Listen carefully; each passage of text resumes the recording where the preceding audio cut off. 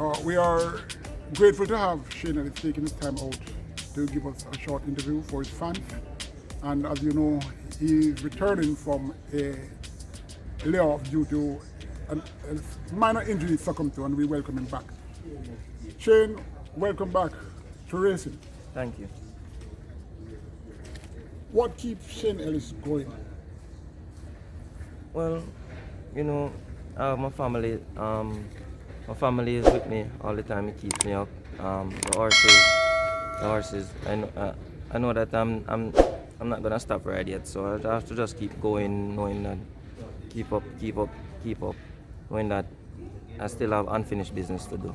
So I just keep on going. And you know, my kids them keep me going. And my family. You have ridden in Canada for a period of time. Can you tell us about that experience there? The experience was good enough. You know, back then when I was in Canada, it was very, very cold. I know that it has been always cold, but to me, it was a different experience. And although I was there, I wasn't handling the cold as well, but I did very well, and it was a good experience for me over there in Canada, honestly. Yes. The racing status quo, well, especially by the fans, they love to have their own opinion. For example, you bear a lot of names. Yes, they have you as the 2-year-old daddy, if you may call it. In other words, you are very good with 2-year-olds as well as with the classics.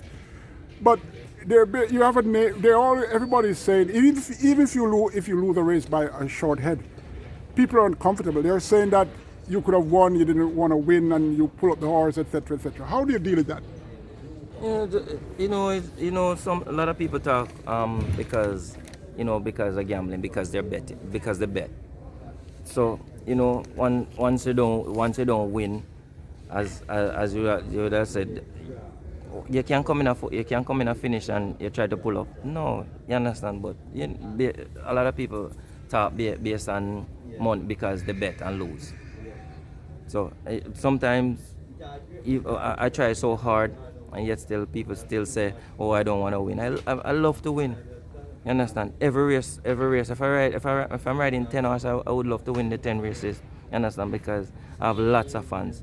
A lot of people come to the track. They have the last for $1, and they bet on Shane Ellis. I don't love to win, so then can double the money or triple the money, so that the next race, if I'm riding the next race, they can buy me again, and I would still love to win.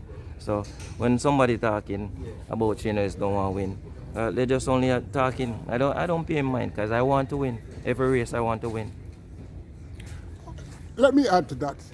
Strangely, other top jockeys, I'm not going to call her name, in Jamaica, I see where they just stop riding because maybe the horse is sore, the horse can't go any faster, and you don't hear anything. But, such is life. I can understand your point, because it happens to me in a sense where I'm labeled for this and that.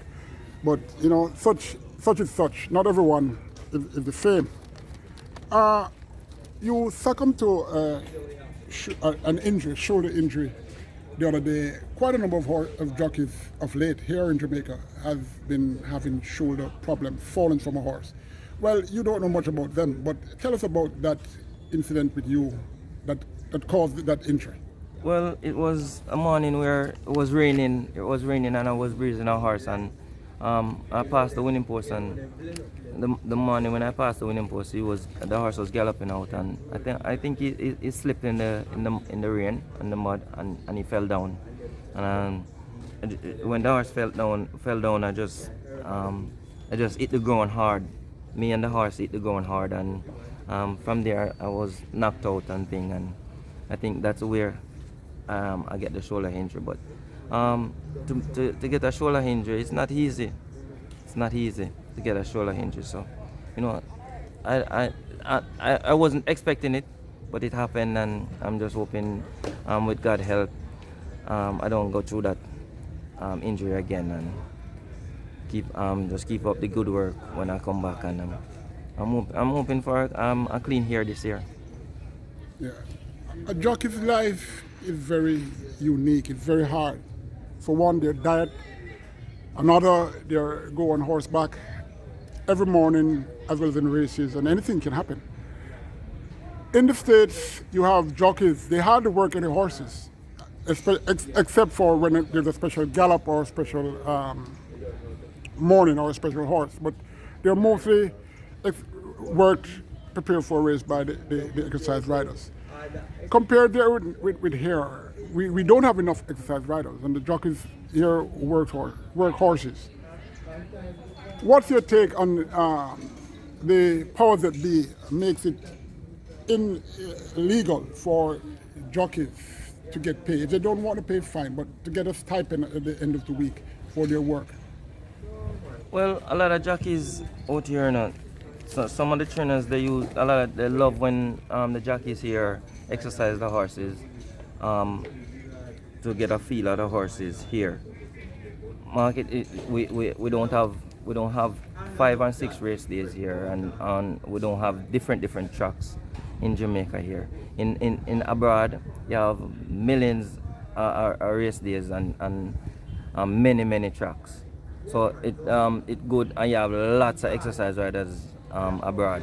So what the trainers do, the exercise riders mostly gallop the horses until when the horse is going to breeze, and they'll let the jockeys come and breeze them. As well as sometimes the jockey don't even breeze the horse, the jockeys just come and ride. That's what happen abroad. Out here it's different because we don't have that much horses here, and we don't have that much tracks here. So it's a whole different ball game. But out here total different because we don't have that much horses here, and we don't have that much tracks. Presently at Caymanas Park, well, the promoting company, when they started out, a lot of people were very pessimistic and where racing would have reached.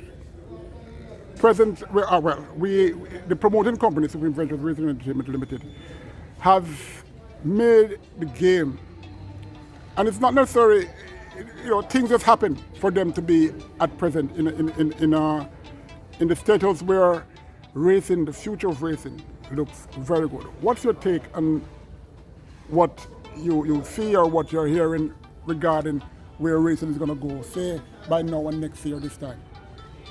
Well, so far, to me, I think racing is going to look up, because we know we've been going through the COVID time right now, and but I'm looking forward. It's 2021 now. I'm looking forward to racing get better and improve, and as Kanto, how I hear it, racing have a lot of big companies, international companies is going to merge with Caymanas Racing. So I'm looking for big things for 2021 or going into 2022. So I'm expecting a lot of good things for Caymanas Park during those times. Well, COVID is here. Well, it has come and it has made a lot of changes. Some changes are negative, some changes are positive. You're a classic jockey. You're regarded as a classic jockey. The classic dates have changed, and initially when it was changed last season, there were a lot of complaints, and then after, people accepted it and realized that it matters not except for it. It looks better. What's your take, being the classic jockey, on the new measures that the promoting company has taken in changing the dates when we have the classic races running? Well, we were, based over the years, it's been the first classic would be in April. Now it's gone a further bit down.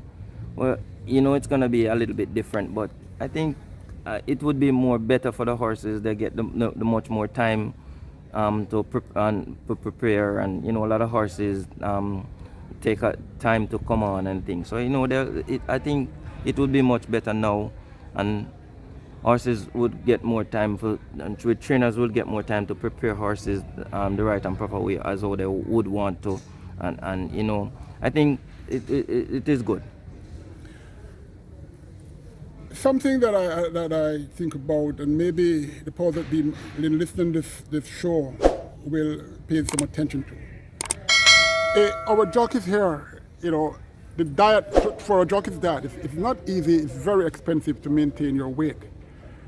Handicapping, yes, is one, but what really and truly, horses could, be at, say, from 126 pounds to 119 pounds, maybe 118 for fillies or thereabout, to make it much more easier for a jockey to maintain his weight and his strength. What's your take on the weight allotment with horses even carrying, because of the conditions, are carrying, say, 100 pounds, and there's no jockey to ride at 100 pounds, they have to go overweight, and they're fine for it. What's your take on that? Well, I've been trying to get the weight put up for, because in Jamaica you don't have, if you have 10 light jockeys, you have enough. In our colony you have like 5 light jockey and 50 heavyweight jockeys, middleweight jockeys. So I try to get the weight up as much as possible for how long, and they're always turning me down. Try to get it, the bottom weight would be 52 kilo, that would be 115, and they've never get it done, never come around to do it. But I think honestly they should put the bottom weight to 115 and further to from 115 to 126. You understand? So I was trying to get it to 115 as much as possible. Bottom weight would be 115, and it never get done. So I'm hoping that the new president, that Mr. Robert Aladdin, come in now. I'm hoping he'll try to enforce the commission to think about it and see if we can go ahead with it. Well, I personally, after this interview, I'm going to call it, someone in the Racing Commission to propose that, because really, in Canada and elsewhere, that's how it is. In yesteryears, yes, you had Everton Miller, Trevor Simpson, those guys, Winston Griffiths, riding with even 90 pounds and everything. But times have changed, and that's a long era, it's ages. But to have a jockey being strong enough to ride 6, 7, 8 horses, and for them to sweat or to condition themselves in a short period of time, to do that, it not only it weakens them a bit, but it doesn't augur well, really, for the jockey's mindset. And we must remember that the jockey's career is very, very unique in the sense that, as I mentioned earlier, with diet as well as to maintain their weight and their strength. And especially since COVID is here, there has to be changes to make everyone comfortable. Shane, what's your expectation for Shane Ellis, say, this season? Well, last season, based on the COVID, wasn't a good season for me, with injuries and all those fallout. This year, I'm hoping to get back on track, injury-free, and I'm try to come out and win a lot of races. As I told you before, if I'm riding 10 horses, I want to win the 10 races. And my fans just expect all the best for Shane Ellis this year, and I will coming out with a bang. Well, the Open Gate Show wishes you all the best, Shane. And again, we are very grateful to have you take a few moments of your time in letting your fans know what Shane Ellis is at this moment, the mindset and everything, and to elaborate a bit on what being a jockey is all about. So we thank you. And another thing I should add, I'm very grateful to you in whenever I call you to be on the show, radio or like this, you don't hesitate. I would love for Dane Nelson, Anthony Thomas, Omar Walker, and the top ones, who have a huge fan base as well. And the fan base is very important for these jockeys. And, they need to pay them some respect. And, the interview is a simple thing. And, they can and they should participate in letting their fans know what their life is, not necessarily personal, but their racing life is all about. Thanks again, Shane. Well, thank you, and all my fans out there. I love my fans, and Whenever my fans want me, or whenever you want me, so I can adjust my fans, I have no problem because I love my fans. Thank you. You're welcome, man.